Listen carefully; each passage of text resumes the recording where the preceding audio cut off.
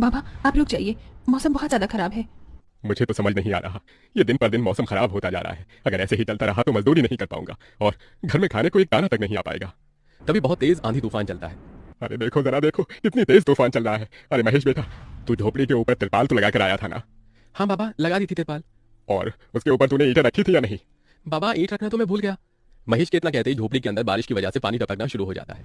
हे भगवान महेश, तूने ये क्या किया? तुझे मैंने कहा था बारिश और तूफान तेज है, तुझे ईंटें रख देनी चाहिए थी। मुझे लगा है कि तिरपाल उड़ गई। चल चल मेरे साथ चल, अब तुझे मेरे साथ भीगते हुए मेहनत करनी होगी, नहीं तो पूरे घर में पानी ही पानी भर जाएगा। देवेश इतना बोल ही रहा था कि घर के अंदर वाकई छत से पानी टपकने लगा। हाँ पिताजी, आप सही कह रहे हो, चलो चलते हैं जल्दी से। दोनों बाप बेटा बारिश में बाहर निकलते हैं और झोपड़ी की छत पर तिरपाल को सही से लगाना शुरू कर देते हैं। अरे बेटा, ईंट को अच्छे से रखना, कहीं ईंट गिर न जाए। ठीक है पिताजी, सही सही रखूंगा।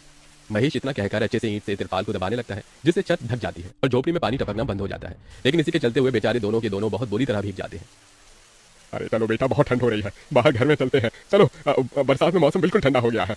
हाँ पिताजी, आपने बिल्कुल सही कहा, चलिए। जब दोनों बाप बेटा घर के अंदर आ जाते हैं तो मेघा उन्हें सूखा कपड़ा देती है और अपना शरीर पोंछने के लिए कहती है। आप लोग अपना शरीर पोंछ लो और सूखे कपड़े पहन लो, नहीं तो ठंड लग सकती है।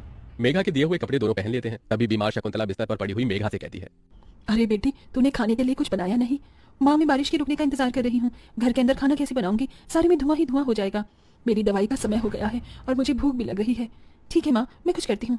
मेघा अपने सिर पर एक सफेद कट्टा रखकर बारिश से बचते हुए बाहर से कुछ ईंटें लाकर घर के अंदर ही छोटा सा चूल्हा बना लेती है और उसी पर खाना बनाना शुरू करती है। अरे बेटी, पूरे घर में धुआं ही धुआं हो गया है। पिताजी, खाना बनाना भी तो बहुत जरूरी था। मेघा जैसे तैसे करके जल्दी जल्दी खाना बना लेती है। वो खाने में नमक मिर्च वाले चावल ही बना पाती है। माँ, माँ उठो, ये लोग खाना खा लो। शकुंतला मेघा के हाथों से खाना खाती है। शकुंतला के पूरे शरीर को पैरालाइज हुआ था, जिसके कारण ना तो वो हिल सकती थी और ना ही वो उठ सकती थी। मेरी प्यारी बेटी, इतनी कम उम्र में तेरे ऊपर कितनी जिम्मेदारी आ गई। हम गरीबों का कुछ नहीं हो सकता है। इस गरीब झोपड़ी के अंदर हम कैसे कैसे दिन देखते हैं। कोई बात नहीं माँ, बच्चे समय के अनुसार बड़े होते हैं, लेकिन मैं समय से पहले बड़ी हो गई हूँ। आपको तो खुश होना चाहिए। मैं तो इस कदर लाचार हो गई हूँ कि तेरे सर पर हाथ रखकर तुझे आशीर्वाद भी नहीं दे सकती बेटा। शकुंतला की आंखों से आंसू निकल रहे थे। मेघा उसके आंसू पोंछकर अपनी मां को हौसला देती है, जिसके बाद वो अपने भाई और पिता के साथ बैठकर खाना खाती है। बारिश होती ही रहती है, लेकिन बारिश रुकने का नाम ही नहीं लेती। खाना खाकर वो सभी सो जाते हैं। आधी रात के समय जिस तरफ शकुंतला का बिस्तर होता है वहां पर पानी टपकना शुरू हो जाता है। अरे ये क्या, पानी टपक रहा है। मेघा, मेघा, लगता है सो गई। अब मैं क्या करूँ? ये पानी तो धीरे धीरे टपकता ही जा रहा है।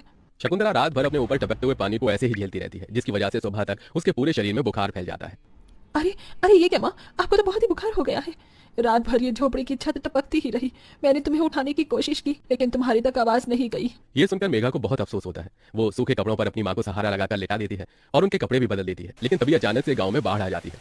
अरे अरे, ये क्या हो, यहाँ तो पानी भर रहा है। अरे लगता है गाँव में बाढ़ आ गई है। अरे हम लोग क्या करें? अरे बेटा महेश, अरे भाई, अपनी माँ को कंधे पर उठा, नहीं तो हम सभी बह जाएंगे। अरे पानी